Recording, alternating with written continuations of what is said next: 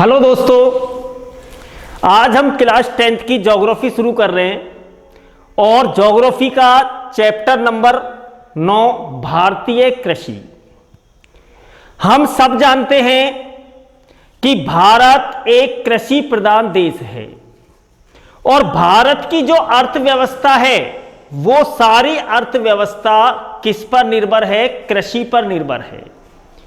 क्योंकि भारत एक गांवों का देश है और गांवों के अंदर सबसे ज्यादा की जाती है कृषि। कृषि के साथ ही एक शब्द और जुड़ा हुआ है जिसका नाम है पशुपालन। यानी कृषि और पशुपालन ये दोनों एक साथ चलते हैं। तो गांवों के अंदर कृषि होती है, कृषि से जो पैदावार होती है उस पैदावार से हमारे देश की सारी अर्थव्यवस्था चलती है। तो हम चैप्टर शुरू करते हैं भारतीय कृषि। सबसे पहले प्रश्न उठता है, कृषि क्या है? कृषि है क्या?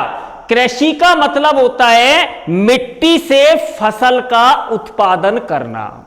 मिट्टी से फसल का उत्पादन करना कृषि कहलाता है। मिट्टी से फसल का उत्पादन करना, जिसके अंतर्गत अनाज भी आते हैं, फल भी आते हैं, फूल भी आते हैं, सब्जियां भी आती है, आदि इस कृषि के अंतर्गत आती है। तो कृषि का मतलब हो गया मिट्टी से फसल का उत्पादन करना, यह कहलाती है अपनी कृषि। इसके अंतर्गत क्या क्या आ गया? अनाज आ गया, फल आ गए, सब्जियां आ गई, फूल आ गए। तो जितनी भी चीजों का उत्पादन मिट्टी से होता है वो सारा किसके अंतर्गत आता है? कृषि के अंतर्गत आता है। हमारे देश की लगभग 48.9% जनसंख्या किस पर निर्भर है? कृषि पर। हमारे देश की लगभग 48.9% जनसंख्या किस पर निर्भर है? कृषि पर निर्भर है। यह रिपोर्ट है 2011 की जनगणना के अनुसार। 2011 की जनगणना के अनुसार हमारे देश की लगभग 48.9% जनसंख्या किस पर निर्भर है? कृषि पर निर्भर है। और देश के सकल घरेलू उत्पाद का, देश के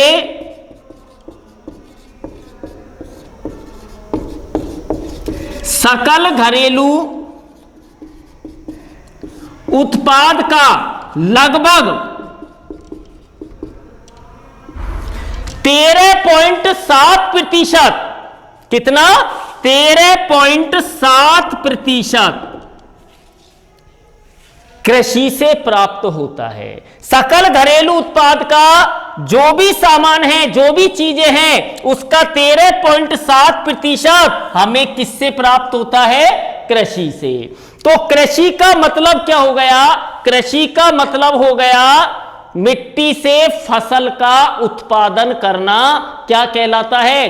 कृषि कहलाता है। इसके अंतर्गत क्या क्या शामिल है?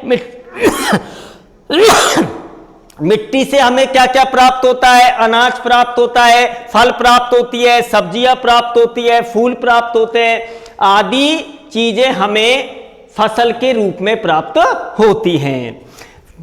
भारत में लगभग 48.9% जनसंख्या किस पर निर्भर है? कृषि पर निर्भर है। और यह किसके अनुसार है? 2011 की जनगणना के अनुसार। और देश के सकल घरेलू उत्पाद का लगभग कितने प्रतिशत भाग कृषि से प्राप्त हो रहा है? 13.7% भाग किससे प्राप्त हो रहा है? कृषि से प्राप्त हो रहा है। तो यह है अपना कृषि। अब इस ऋतुओं के आधार पर हम कृषि को 3 भागों में बांटते हैं। अब ऋतुओं के आधार पर 3 भागों में कैसे बांटते हैं, देखिए ध्यान से।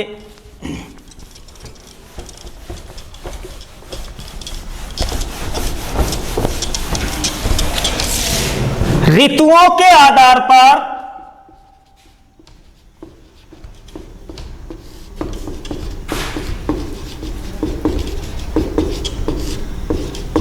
हमने कृषि को 3 भागों में बांट दिया।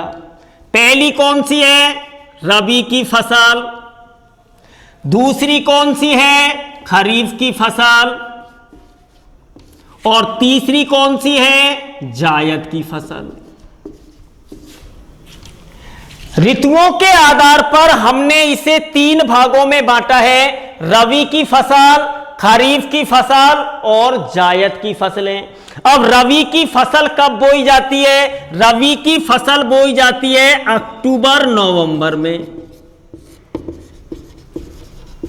अक्टूबर नवंबर में ये फसल बोई जाती है और लगभग मार्च अप्रैल में ये फसल काटी जाती है। यानी कहने का अर्थ यह है, दीपावली के आसपास अक्टूबर नवंबर में रबी की फसलें बोई जाती है और होली के आसपास मार्च अप्रैल में ये फसलें काटी जाती है। इन्हें कहते हैं रबी की फसलें। इसके अंतर्गत कौन कौन सी फसल आती है, अक्टूबर नवंबर में अपन कौन कौन सी फसल बोते हैं, तो देखो कौन कौन सी फसल बोते हैं, सरसों, गेहूं, चना आदि। ये फसलें हम कौन से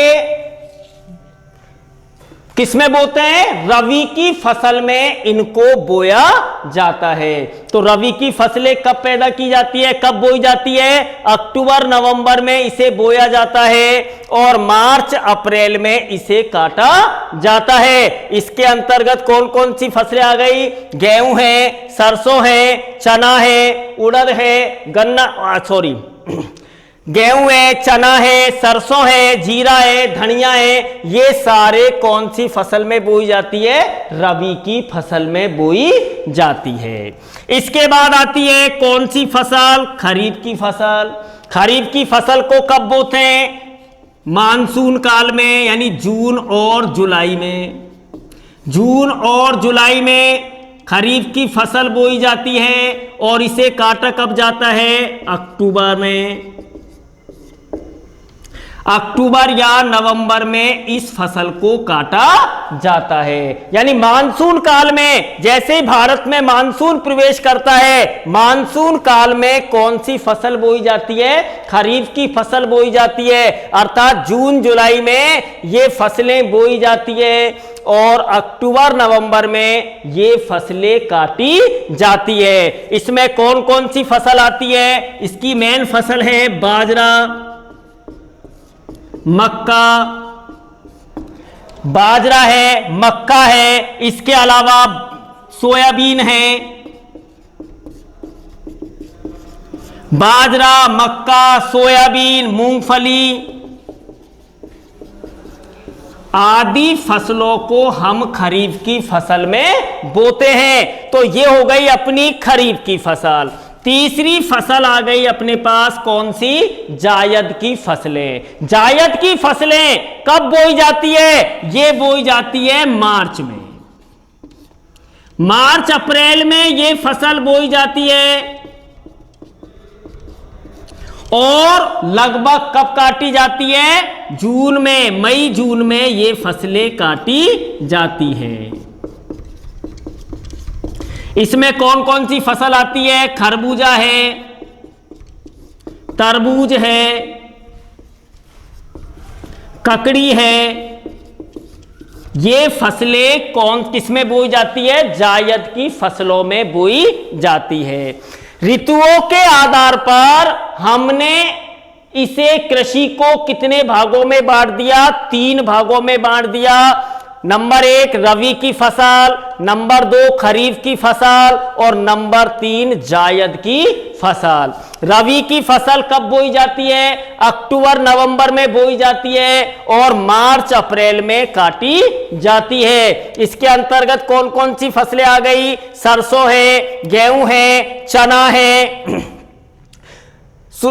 आदि फसलें रबी की फसल में बोई जाती है। खरीफ की फसल कब बोई जाती है? ये फसलें जून जुलाई में बोई जाती है और अक्टूबर नवंबर में काटी जाती है। इसके अंतर्गत कौन कौन सी फसलें आती हैं? बाजरा है, मक्का है, सोयाबीन है, मूंगफली है आदि फसलें किसमें आती हैं? खरीफ की फसल में आती है। इस फसल को मानसूनी फसल भी कहते हैं। क्यों कहते हैं मानसूनी फसल? इसे इसलिए कहते हैं कि मानसून जैसे ही आता है भारत के अंदर उसी समय इन फसलों को बोया जाता है। और तीसरी फसल हो गई जायद की फसलें। ये फसलें फरवरी मार्च में बोई जाती हैं या मार्च अप्रैल में बोई जाती है। मई जून या जून जुलाई के अंतर्गत ये फसल काटी जाती है। इसके अंतर्गत क्या क्या आता है? खरबूजा है, तरबूज है, ककड़ी है आदि इनको काटा, इनसे प्राप्त किया जाता है। इस प्रकार ऋतुओं के आधार पर हमने फसलों को कितने भागों में बांटा? 3 भागों में बांट दिया। रबी की फसल, खरीफ की फसल और जायद की फसलें।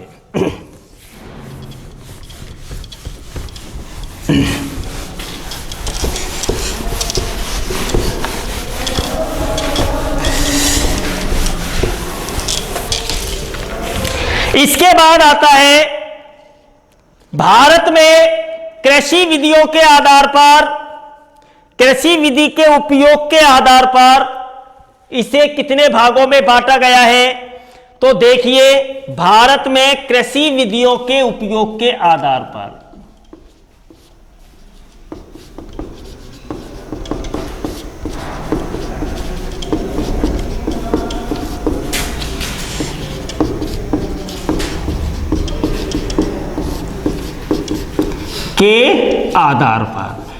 कृषि विधियों के उपयोग के आधार पर हम फसलों को कितने भागों में बांट सकते हैं? इसका वर्गीकरण करना है। तो देखो इसे 4 भागों में बांट दिया।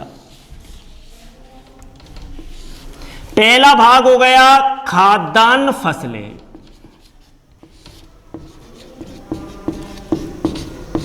कौन सी फसलें? खाद्यान्न यानी खाने वाली फसलें। दूसरा हो गया मुद्रादायिनी फसलें। मुद्रादायिनी भी कह सकते हैं, व्यावसायिक भी कह सकते हैं।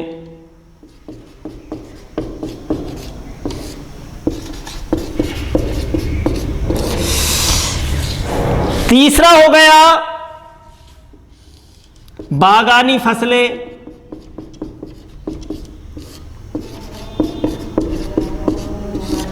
और चौथा कौन सा हो गया? उद्यान फसलें।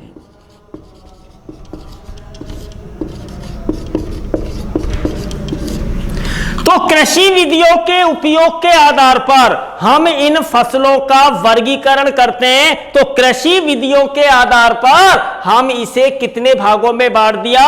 4 भागों में बांट दिया। खाद्यान्न फसलें, ये वो फसलें होती हैं जिनका उपयोग खाने के लिए किया जाता है, जैसे अनाज है, दाल है आदि। ये कौन सी फसल में आती है? खाद्यान्न फसलों में आती है। दूसरी होती है मुद्रादायिनी या व्यावसायिक फसलें। ये वो फसलें होती हैं जिन्हें व्यावसायिक रूप से काम में लिया जाता है, यानी जिनको बोने से अच्छा पैसा हमें प्राप्त होता है। इसके अंतर्गत तिलहन की फसलें हैं, गन्ना है, कपास है। ये सारी कैसी फसलें हैं? मुद्रादायिनी या व्यावसायिक फसलें हैं। तीसरी होती है बागानी फसलें। बागानी फसलें जैसे चाय है, कॉफी है, रबड़ है, जिन्हें एक लंबे बागानों में उगाया जाता है, उन्हें कहते हैं बागानी फसलें। चौथी होती है उद्यान फसलें। इसके अंतर्गत फल और सब्जियों को शामिल किया जाता है। अब देखिए ध्यान से इसे, फिर सुन लो ध्यान से, भारत में कृषि विधियों के उपयोग के आधार पर हमने फसलों को 4 भागों में बांट दिया। पहली हो गई खाद्यान्न फसलें। खाद्यान्न फसलें क्या होती है? जिनका उपयोग खाने के लिए किया जाता है।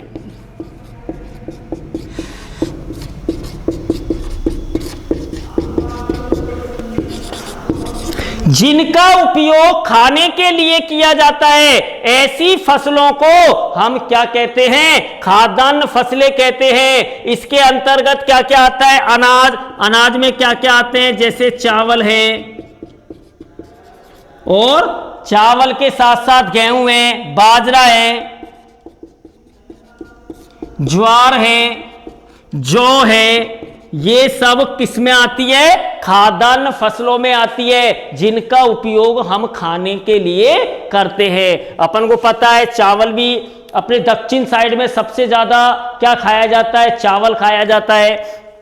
तो चावल है, गेहूं है, बाजरा है, ज्वार है, जौ है, ये सब किस में आते हैं? खाद्यान्न फसलों में। तो खाद्यान्न फसलें क्या हो गई? खाद्यान्न फसलें वे फसलें होती हैं जिनका उपयोग खाने के लिए किया जाता है। ऐसी फसलों को हम कहते हैं खाद्यान्न फसलें। दूसरा आती है मुद्रादायिनी फसलें, जिनका उपयोग व्यवसाय के रूप में किया जाता है। जिनका उपयोग व्यवसाय के रूप में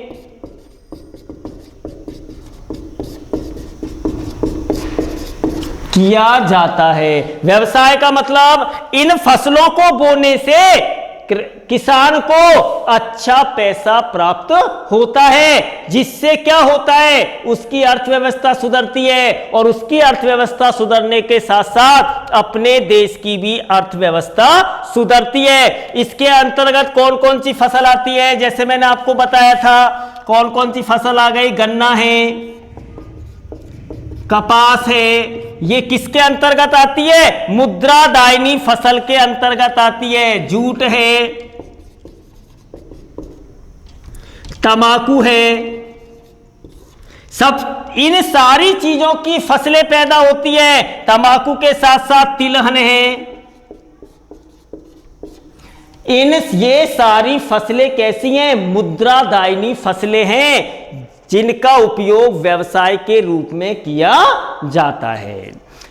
तीसरी आती है बागानी फसलें। वे फसलें जो बड़े बड़े बागानों में उगाई जाती है, बड़े बड़े बागानों में बोई जाती है, उन्हें कहते हैं हम बागानी फसलें। वे फसलें जो बड़े बड़े बागानों में उगाई जाती है।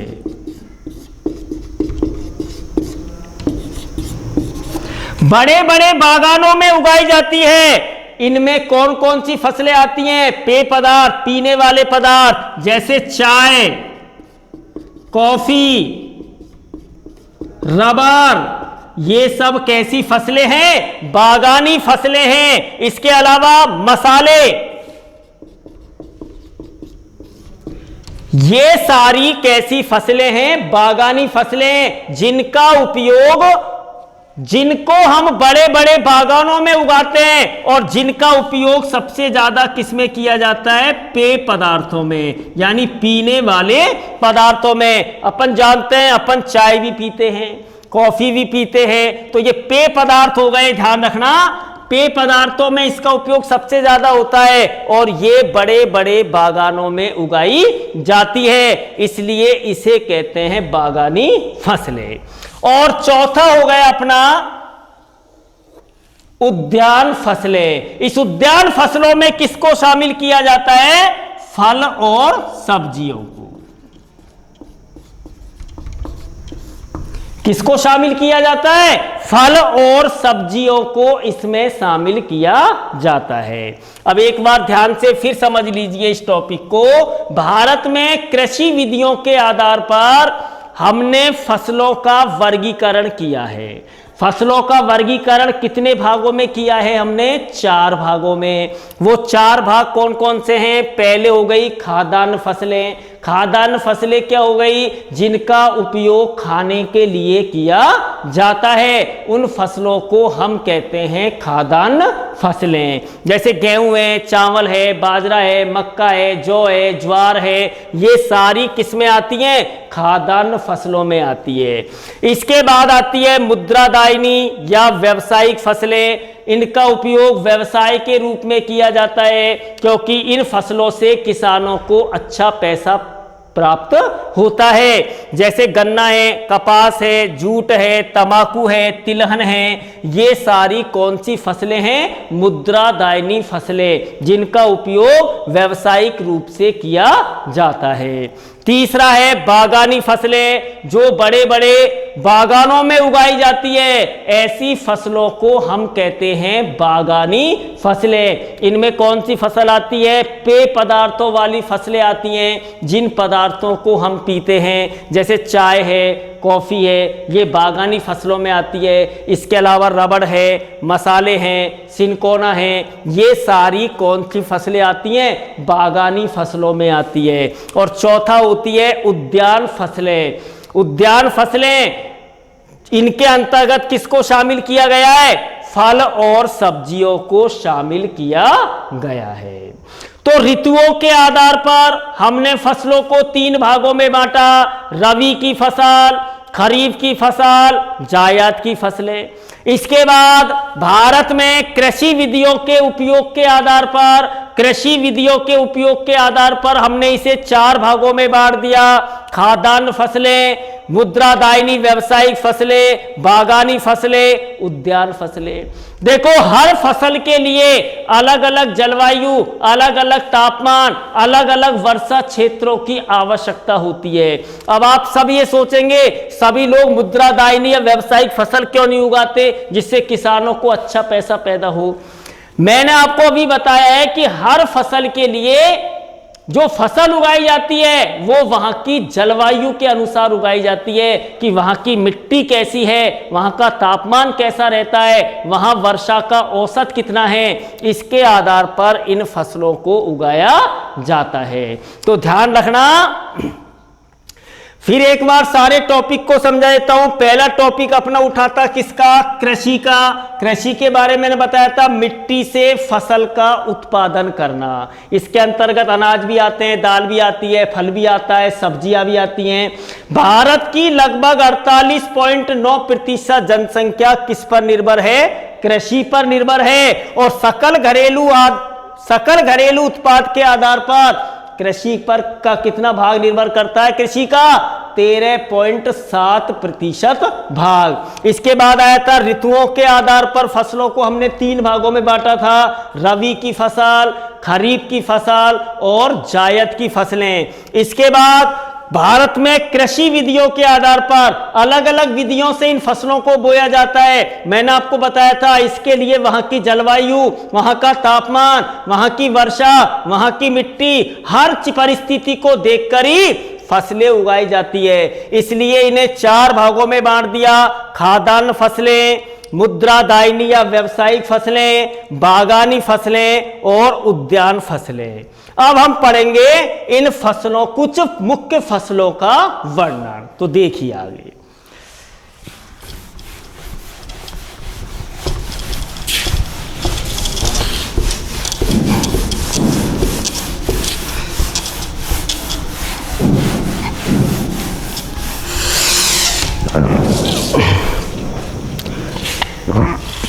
सबसे पहले भारत की प्रमुख खाद्यान्न फसलों के बारे में हम पढ़ेंगे। भारत की प्रमुख खाद्यान्न फसलें कौन कौन सी है? तो भारत की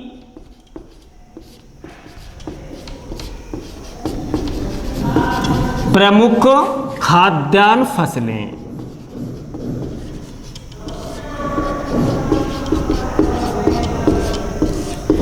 भारत की प्रमुख खाद्यान्न फसलें कौन कौन सी हैं, किन किन राज्यों में ये उगाई जाती है, इनके लिए कितनी वर्षा की आवश्यकता होती है, कैसा तापमान होना चाहिए, किस क्षेत्र में ये उगती है, इसके बारे में हम इसमें अध्ययन करेंगे। तो भारत की प्रमुख खाद्यान्न फसलें कौन कौन सी है? सबसे पहले हम पढ़ेंगे गेहूं। सबसे पहले हम किसके बारे में पढ़ेंगे? गेहूं। गेहूं के बाद हम पढ़ेंगे किसके बारे में? चावल। चावल के बाद हम पढ़ेंगे किसके बारे में? चावल के बाद हम पढ़ेंगे मक्का। और मक्का के बाद हम पढ़ेंगे किसके बारे में? जौ के बारे में, सॉरी बाजरे के बारे में। किसके बारे में? बाजरे के बारे में। तो भारत की प्रमुख खाद्यान्न फसलें कौन कौन सी हो गई? गेहूं, चावल, मक्का और बाजरा। ये बाजरा जो होता है ये सबसे ज्यादा राजस्थान में खाया जाता है। राजस्थान में सबसे ज्यादा बाजरा खाया जाता है। बाकी चावल तो हर जगह खाया जाता है, गेहूं भी हर जगह खाया जाता है। तो ध्यान रखना, सबसे पहले हम पढ़ेंगे गेहूं के बारे में। तो भारत की प्रमुख खाद्यान्न फसलें कौन कौन सी है? गेहूं, चावल, मक्का और बाजरा। सबसे पहले हम किसके बारे में पढ़ेंगे? गेहूं के बारे में। किसके बारे में पढ़ेंगे हम? गेहूं के बारे में पढ़ेंगे। गेहूं उत्तरी भारत की प्रमुख फसल मानी जाती है। उत्तरी भारत की प्रमुख फसल।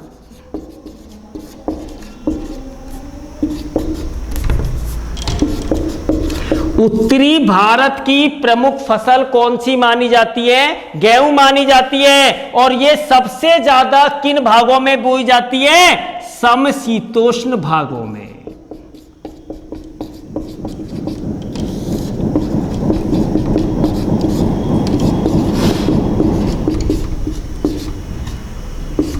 सबसे ज्यादा ये किन भागों में बोई जाती है? समशीतोष्ण भागों में बोई जाती है। और इसके लिए लगभग कितने तापमान की आवश्यकता होती है? 100 डिग्री सेंटीग्रेड से 250 डिग्री सेंटीग्रेड तापमान की क्या होती है? आवश्यकता होती है। कितने तापमान की आवश्यकता होती है? 100 डिग्री सेल्सियस से 250 डिग्री सेल्सियस तापमान की आवश्यकता होती है। और इस फसल के लिए वर्षा कितनी चाहिए? 25 सेंटीमीटर से 75 सेंटीमीटर तक वर्षा की आवश्यकता होती है। और इसके लिए कौन सी मिट्टी उपयुक्त मानी जाती है? दोमट या चिकनी।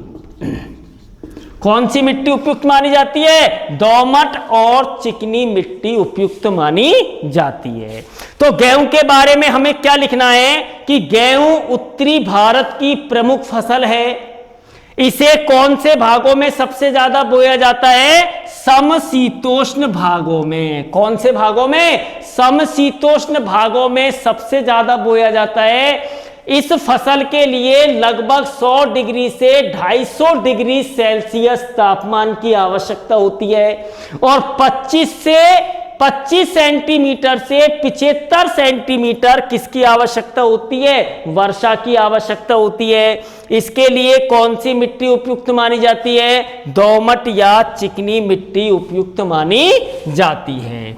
अब गेहूं भारत में किन किन राज्यों में सबसे ज्यादा बोया जाता है? भारत के अंदर, भारत में गेहूं उत्पादित राज्य,